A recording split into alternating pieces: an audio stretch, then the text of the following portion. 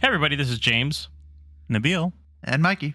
And welcome back to the Movie Pals Podcast. This is episode 204, and today we've got a fun one. My brother, Jonathan, is filling in for Marco as we dive into the new comedy, The Naked Gun. But before we do that, thank you, John, for joining us today. John used to be on like a lot of our earlier episodes, I want to say, actually. Yeah, I think probably about 3 or 4 prior to episode 100. Yeah, and I want to say episode 100, your stuff was lost because that was our infamous 101 Dalmatians episode. Yes. Or no, it wasn't 101. It was Cinderella.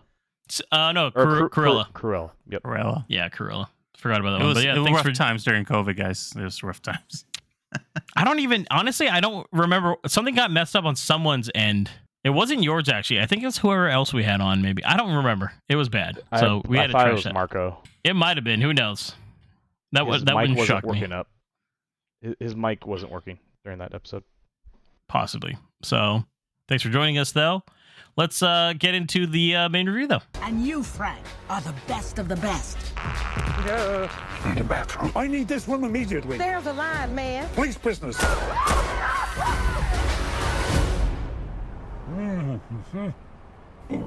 Oh, I'm gonna ruin another suit. Over here, Lieutenant. I think someone murdered my brother. Please, take a chair. Thank you. I'll find them. This is what I do. Says you served 20 years for man's laughter. You mean manslaughter? Must have been quite the joke. So The Naked Gun, 2025, sitting at 90% of Rotten Tomatoes. Following in the footsteps of his bumbling father, Detective Frank Drebin Jr. must solve a murder case to prevent the police department from shutting down. Directed by Akiva Schaffer, who also did Hot Rod in 2007, and most recently before this was Chip 'n Dale Rescue Rangers in 2022. This is written by Dan Greger, who did Doolittle, Doug Mann, who also wrote Chip 'n Dale Rescue Rangers, and also the director wrote it as well, Akiva Schaffer, who also wrote and directed Pop Star Never Stop Stopping back in 2016. This is based on the television series Police Squad, created by Jim Abrams and David and Jerry Zucker.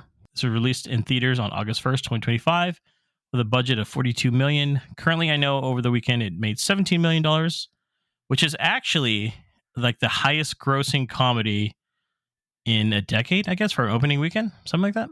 Wow. So, pretty cool. Or maybe in this decade. That would make more sense, possibly. Well, I mean, really, have there been that many comedies? No, not a lot. So this stars Liam Neeson as Lieutenant Frank Drebin Jr., Pamela Anderson as Beth Davenport, Paul Walter Hauser as Captain Ed Hawken Jr., Danny Houston as Richard Kane, Kevin Durant as Sid Gustafson, and Lisa Koshy as Detective Barnes.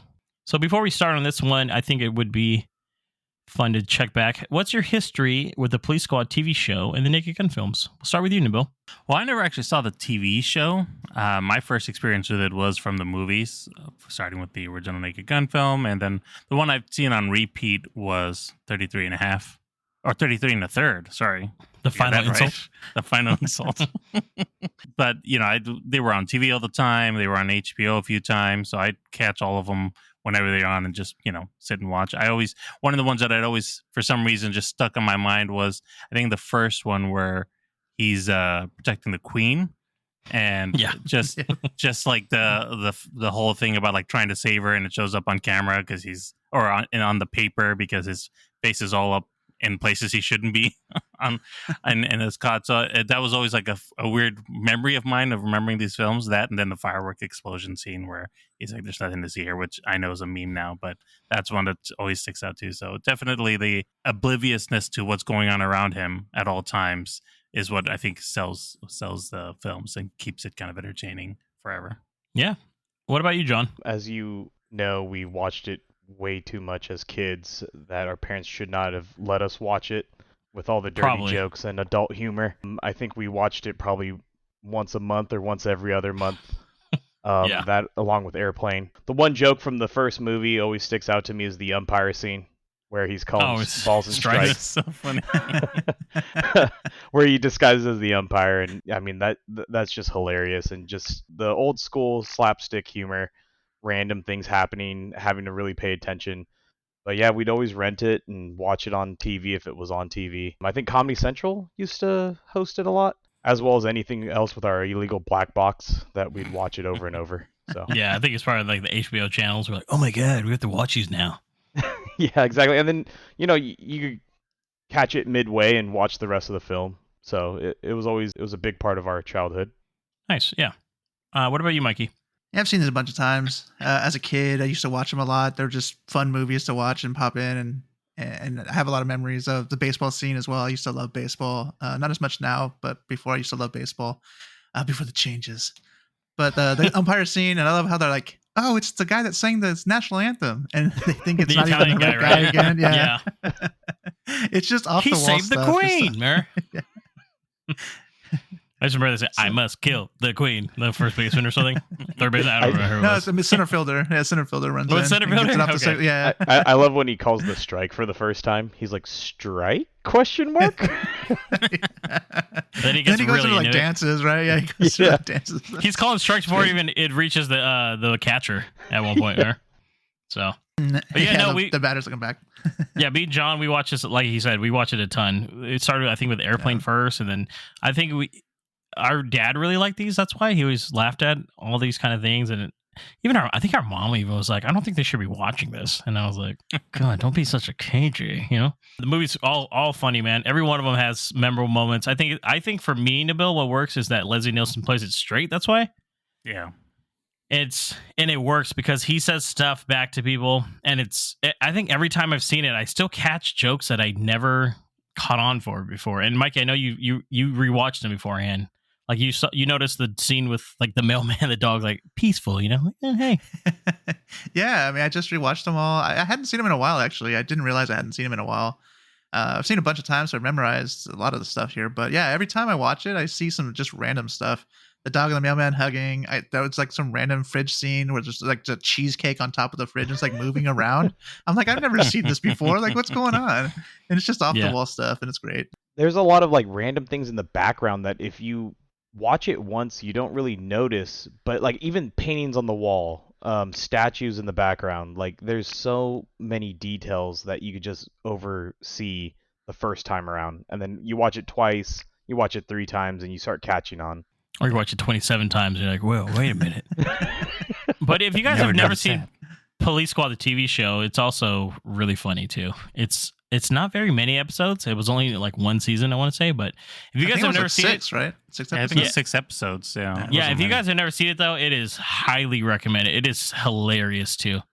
Well, So James there's and like, wasn't there a VHS that was the whole season? we had a DVD of it. It came out after the fact, and I had it. And recently they released a Blu-ray of it. And I have the Blu-ray set for it still too. And I'm then about to borrow that then. Yeah, if you've never seen it, I don't know if it's available for streaming. That's why, honestly. I didn't see it around. I was going to watch it. I didn't see it around. Oh yeah, if you want, I will definitely let you borrow it. It is hilarious. Great one of watch. the jokes from this movie is from the TV show, by the way. So I thought it was hilarious, and I rewatched the TV show during COVID because that's when the Blu-ray dropped again, or maybe I just finally picked it up. But hilarious. I watched through all of them. I recently watched all 3 like a year or 2 ago because it came out in 4K. Not a movie that needs to be in 4K, by the way. But you know what? I appreciate it. So. All right, let's jump into our first impressions here. What did you think about going in with this kind of legacy sequel / reboot, and did it meet your expectations? I'll start with you, Mikey. You know, I didn't know what to expect. I don't really see Liam Neeson kind of fitting into like this kind of thing. But that being said, I laughed my ass off in this movie. I thought it was funny. Like the whole first half of the movie, it was almost nonstop laughing. There was so many jokes hitting you. So many things that were just like off the wall and just weird things happening. Even the end of the movie, like I said, the beginning of the movie is funny. The end of the movie is good too. Less jokes are hitting you at the same time. So I think it's not as funny, but still great on the second half as well. So I really like this one. I thought it was great. Nice. What about you, Nabil? Yeah, I kind of echo the same thing. I think I was expecting it to be funny to the extent of at least with Liam Neeson being Leslie Nielsen's character, essentially, because it's kind of more like a reboot than it is a sequel or anything. But you guys probably remember the film A Million Ways to Die in the West. Liam Neeson was in there. I think he was a villain or something, and it was a straight up satire comedy thing, but he was playing it straight. So I felt like it took this long for him to get another comedy because I thought this is a great fit for him. what I was kind of more concerned about is like them going over the top with being too goofy and not kind of going back to what made like Airplane and police story films what they were, which is you have to play it straight and he's oblivious to everything that's going on around him. And I think for the most part that does work. I feel like, to what you were saying, Mikey, there were some parts where there just wasn't as many jokes and I was missing out on some of the stuff in the background. I feel like there wasn't as much of like what you were saying, John, about some of the background stuff that was happening where you didn't notice, and maybe watching it multiple times I might catch some things. But as a whole, I think it plays off really well, and I was laughing at quite a bit of the most of the jokes that they were just kind of putting up front, and the silliness of it all was what I came for, and I got a lot of that. So yeah, it was fun. Nice. By the way, me, Mikey, and John did see this together. By the way, so menage a trois. And John actually had somebody sit next to him the whole time. So yeah, I thought it was Nabil at first, but turns out it was a random guy. Oh, yeah. We were almost like, maybe Nabil's surprising us. He's showing up. Remember, that's still one of my dreams one day. So, what about you, John? So I kind of had high expectations where I wanted it to live up to the GOAT status that the original holds in my heart. However, I was still cautious with being let down, knowing that it's a more modern take. It has to appeal to a younger generation and whatnot. So kind of going in, kind of saying, hey, is this going to be okay? At least I want the silliness from the original movie. I want kind of that dad joke humor in there, but without going over the top. And yeah, it definitely hit its mark. I really enjoyed it. I think it was the crowd that I went to go see it with. We had a good crowd.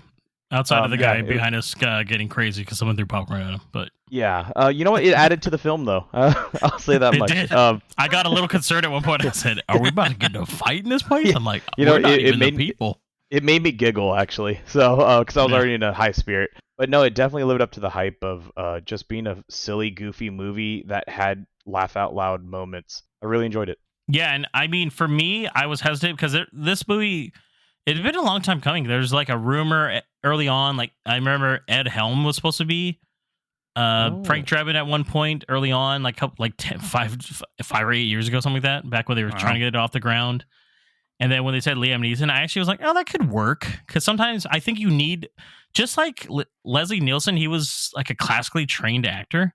Right. And so that's why he got into those airplane roles and all the Naked Gun stuff like at a really late age in life already, So it worked actually because Liam Neeson plays it so straight that it's funny. He does a really good job of keeping that humor where like a straight face, not like, oh, I'm laughing along. Like, no, he's serious about what he's doing, right? And for me, I loved the movie. I thought it was a blast. Once again, I think it's probably because we haven't seen a lot of comedies too. I can't even remember the last time we've done a full review of a comedy outside of like a special we've done, But I was like crying from laughter at certain points and like missing jokes because I was still laughing from like the last joke. Yeah, no, to add to that, I think the biggest surprise for me out of the acting would actually be Pamela Anderson. I was kind of concerned. I was like, she's really old now and whatnot, and how well she was gonna do in a comedy movie. And I think she actually paired well with Liam Neeson. So yeah, no, I agree. And it actually went along with it. She played her character perfectly, and along with the silliness, especially the little cutout scene. Yeah, we'll get to that. We'll get to that. Yeah, we'll get to that. And I think that was a big surprise seeing her back on the big screen again. And yeah, to your extent, the comedy scene in movies just has not been around aside from Netflix releases. So true, yeah. It was fun to go back to the theaters and laugh. Yeah, definitely. And one thing I wanted to bring up was, for me, what changed my mind was seeing that first trailer for the movie. I remember when that one dropped, I remember laughing at that trailer and I was like, oh man, this might be good. And then learning that the director, it's the Lonely Island guys doing it. So I was like, oh, and I really like their humor. You either like them or don't, honestly. But for what this is, it really worked for me. So, yeah, that's good. Mikey, what about the plot overall? I know the plot it's dumb as shit, right, basically.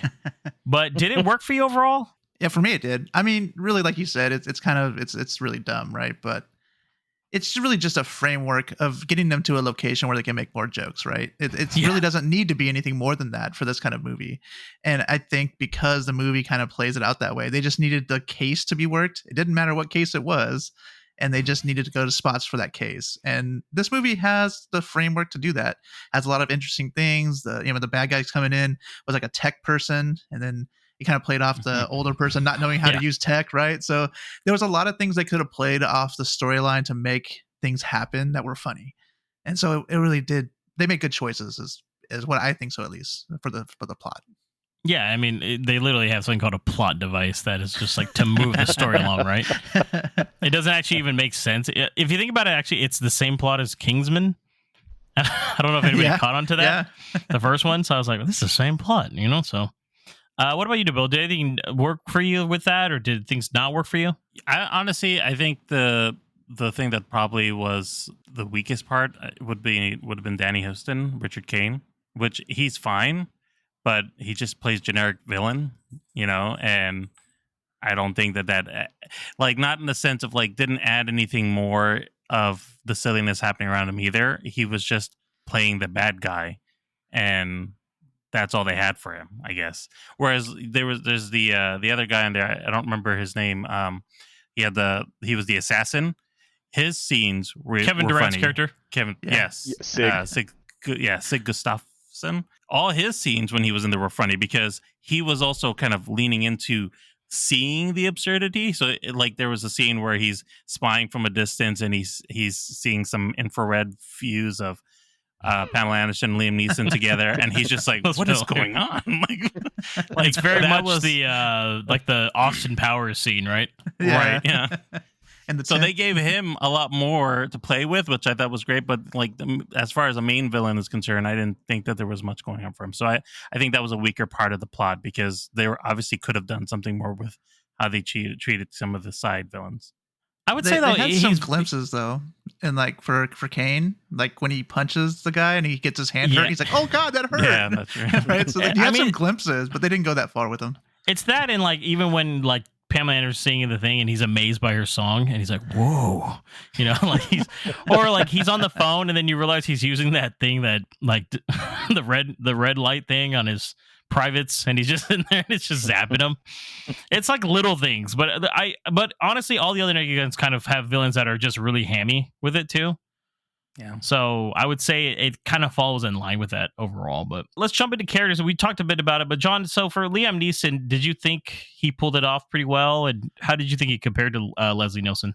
No one could be Leslie Nielsen. Let's just put it that way. But to be at least talked along the lines of being close to him, I think Liam Neeson did a great job being serious, being goofy, especially, when they do the body cam footage.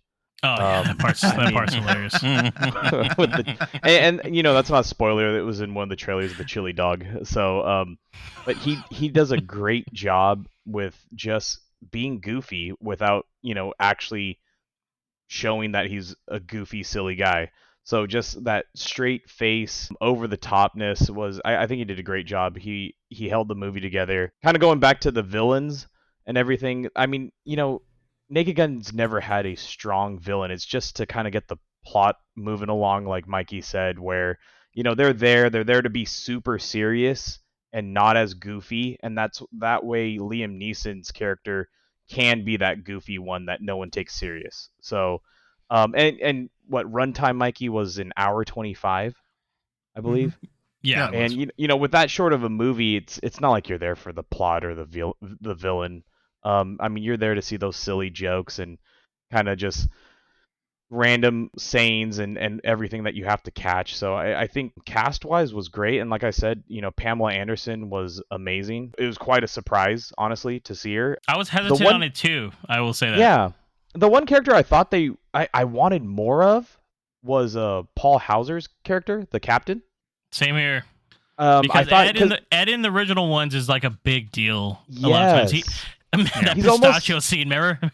Yeah.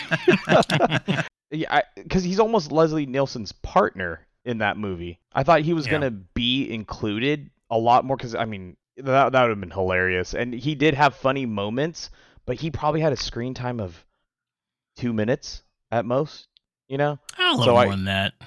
But I wanted a lot more of him because that would have been great. Yeah. What did you think, Nabil, about Pamela Anderson or anyone else?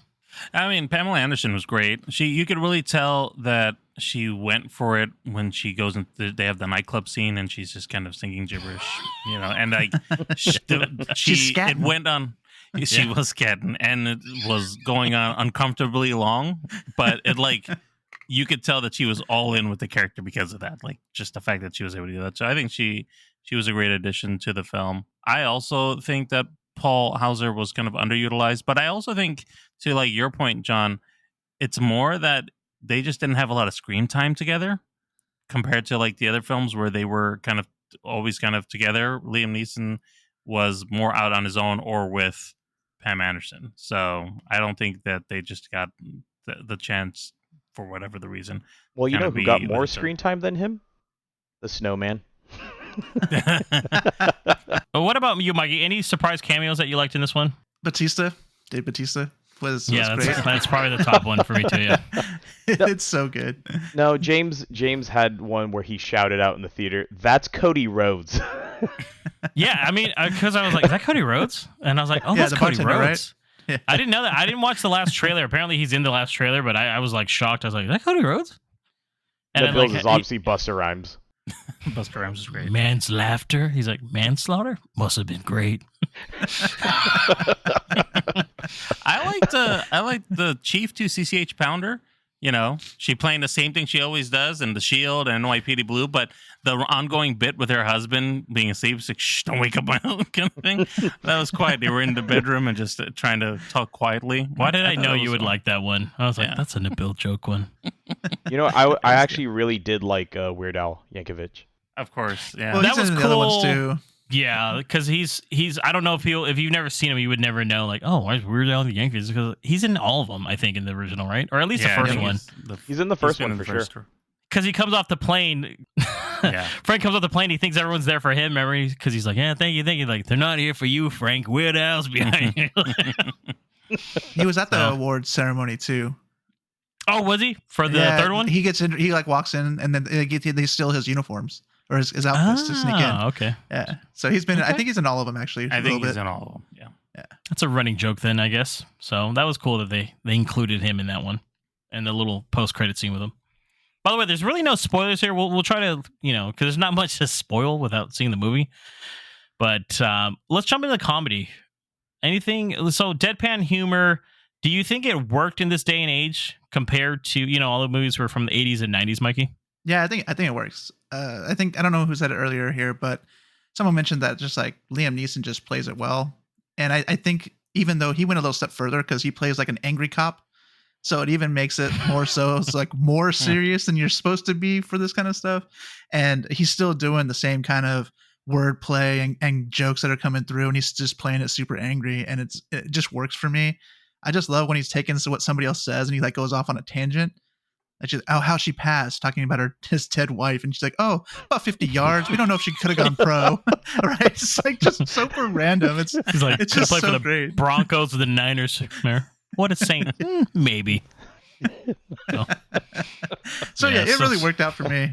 I don't almost think that there was so many jokes. I'm going to have to watch it again to just catch what I missed. Like, I think it was James that said earlier, you're laughing at something and there's more jokes going on and you're missing them because you're still laughing about previous stuff. So I think if I watched it again and I know some of the jokes are already happening, you won't laugh as hard and you'll catch some other stuff that's just going to be just as funny. I think so too.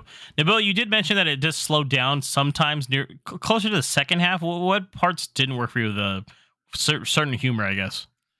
Honestly, I think it was more the action scenes that kind of slowed things down a bit because there are funny bits into it. Like there is a scene they show in the trailer where Liam Neeson's fighting and tears off a guy's arm, starts beating him with him, which is funny. But I feel like the action scenes are a little too serious. Like there's serious music behind it, and he's just going a little too straight with it. And there are some good scenes. Like I don't want to spoil too much, but like near the end, there's a whole brawl of things going on over there. Yeah. But at the same time, it feels maybe too straight in some areas. That there's just not enough room for the pace of the jokes that we were getting earlier because they're trying to actually like move the plot forward throughout these fight scenes. So I do think that that's kind of the weaker part of the movie, is that the action was fine, but it didn't add to the comedy like it did with the original films, mostly because also Liam Neeson is playing like an action angry cop, like Mikey said, whereas in Leslie Nielsen's character, he was playing an old cop. So he just, it's an 80s style film, so it's just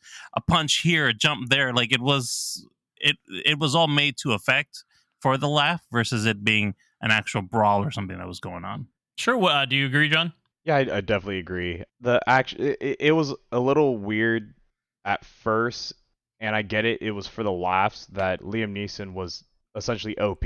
Like, I mean, he was ripping guys' arms off. Yeah. So, I mean, he was almost invincible at that point. So, or the opening scene, right? Yeah.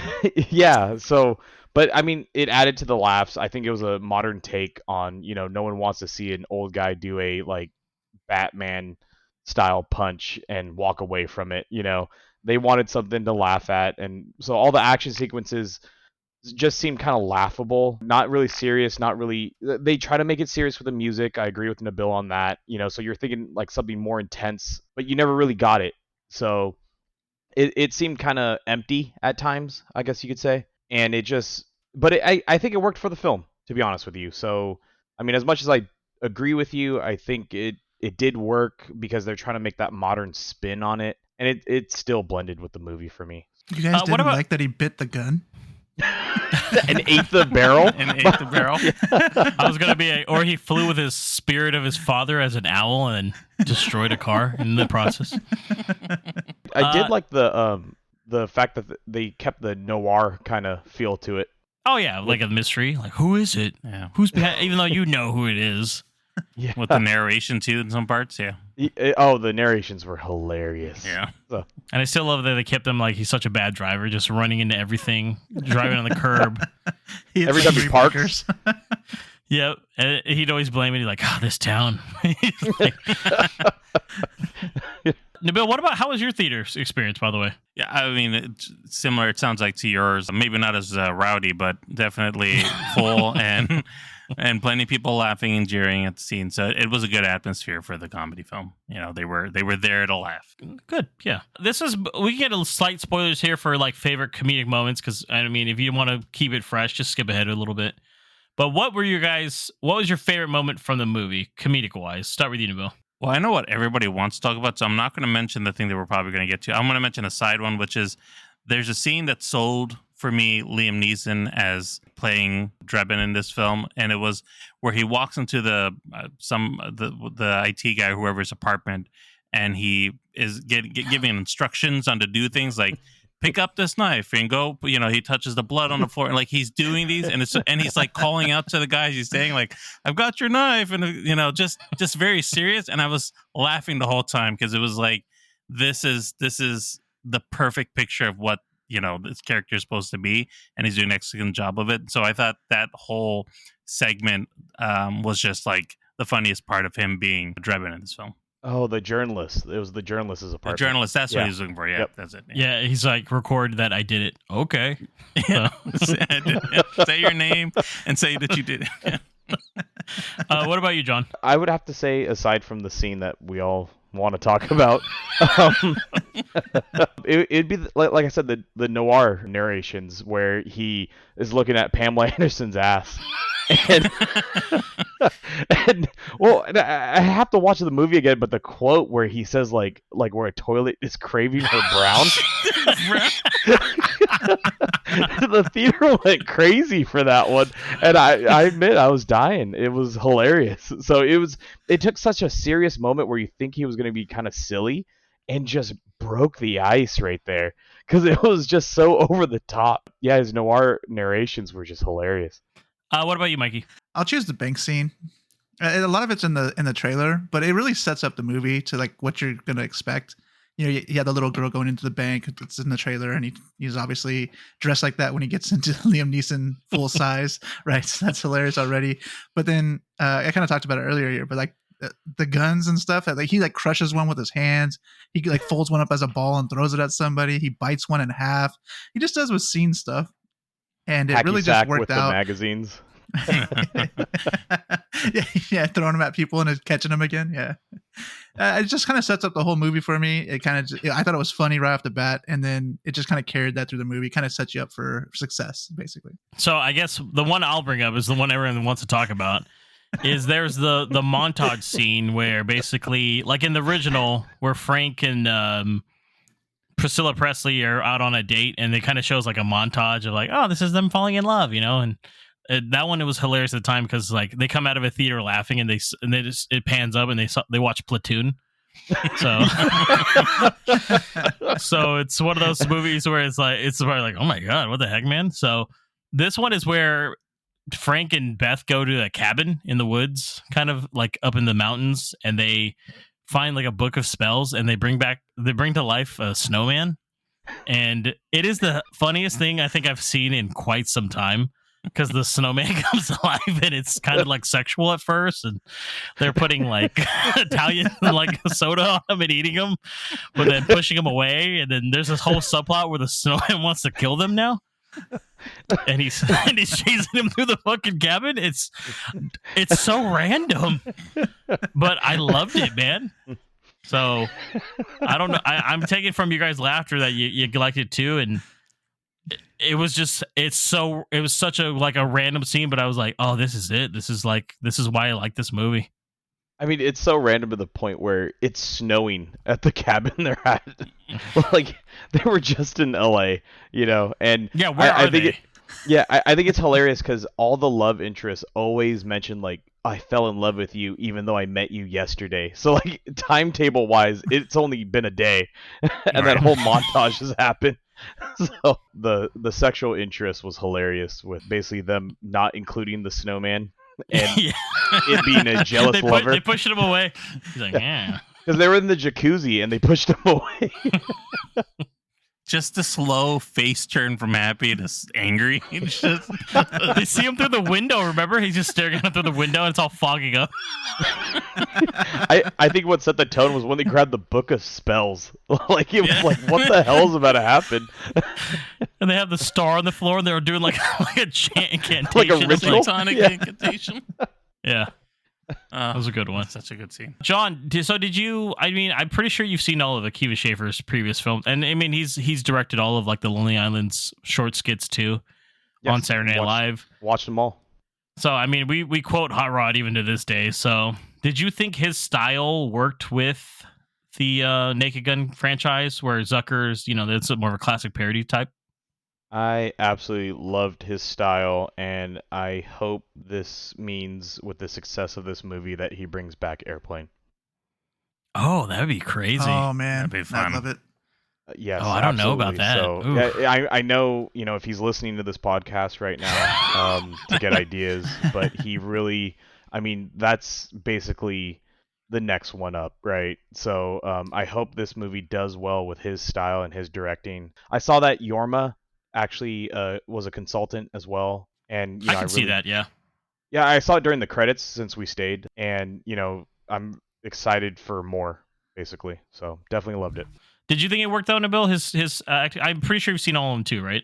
Yeah, I have. Yeah, I think it was a perfect fit, to be honest. I think that the way he writes and the style was, even when we talk about like the SNL shorts, they were still kind of taking themselves seriously while also being silly. And so I think that this translates pretty well into this movie. And if anything is a good test for it, like the last one, Pop Star Never Stop, Never Stopping, was essentially that, just being straight the whole time of creating, just legacy of a pop star. So I think that this is a perfect, like, in the sense of, this is a good translation, because if you think about like Seth MacFarlane, and I know he is a part of this, like, I think he's a producer or something. Executive producer, yeah. Yeah. So, like, his style is more overtly, like, raunchy to some extent. Like, still funny, but Akiva Schaffer or The Lonely Island in general, it's a bit more reserved, where they're just going for the, like we were talking about here, the deadpan style. So I think it all fits in well, the combo between the two, with the writing and then how the film's being shot, especially too, and being able to take in all the background comedic things that are happening that you are and aren't supposed to notice on the first take, on the first watch. So I think it all blends in pretty well, and I'm looking forward to hopefully seeing some more of these films come back. Mikey, because you are the one who most recently seen the last three, did you think this? I mean, it's kind of it's a reboot, but it's slightly a legacy sequel, but it doesn't really lean into that too much, I would say. Did you think it honored like the original's tone overall then too? I feel like it does. It's a little bit more modernized. I feel like the Lonely Island style is almost kind of like a evolution of this kind of style of the old house. So I feel like it just really kind of brings it into like now and has a lot of the same styles. It kind of really did play homage to the old ones. It kind of kept everybody straight. Pamela Anderson and Liam Neeson both did a great job kind of delivering the lines and saying the jokes and kind of keeping it serious, face-wise at least. So yeah, I really do think it did like kind of honor the originals and kind of make it so it was like a really nice reboot or a legacy sequel, however you want to call it there. Nice. Any final thoughts, guys? I'll leave it open for you guys. Would you want to see like a sequel to this, or like John said, maybe branch off to Airplane, I guess? But any other thoughts overall in the movie too? I'm just thinking about it now and laughing internally. But the chili dog scene specifically, where he's going for a second, and while they're watching in the room, they're like, "You think? Don't go again. Only have another one." And he's in the corner just saying that he was having a bad day or something like that. He's so shamed by himself that he's like. Doesn't he say like I had four more six that more. day? Six, yeah. Oh my god. He said, I'm going to ruin another suit. I'm like, dude, I've been in this situation. I think we all thought about you during that scene. I did think a little bit about you. I like things like that in this film where it isn't just like the quick jokes where there are plenty of them, like Pamela Anderson walking off with the chair because he offers her the chair and says, I think I'm going to take that chair. And she just walks. Like you have the quick joke and then you have those segments where they just go on long, and they're going longer than they really should be, but at the same time, you are so like laughing in the scene with them that it doesn't feel like it's overstaying your welcome. Like it just all comes together so well. They melded those great. Again, my only real problem with it was I feel like there wasn't enough when there was like the action scenes. It got a little too serious, but as a whole, they did really good with the parts that they wanted you to focus on and knew that you were going to laugh at. So it's just things that I'm going to keep remembering and want to watch again. I thought of you when they did like the Mission Impossible scene, by the way. Did you? They kept faking out. they faked out the fake out. Yeah. Then another fake out. I was like, what is going on, man? And the Bill was like, I don't understand this twist right now. The twist. The Bill was like, wait, but the news thing already showed it. That means, wait, what's going on here? And Bill's favorite scene was the ball drop, or the balls dropping. The balls. Dude, he's just naked, man. Dude, and then, even when he's in the UFC ring, he's still pantsless, by the way. And the commentator says, well, my wife said, do you think I should call her? No, she's not answering her.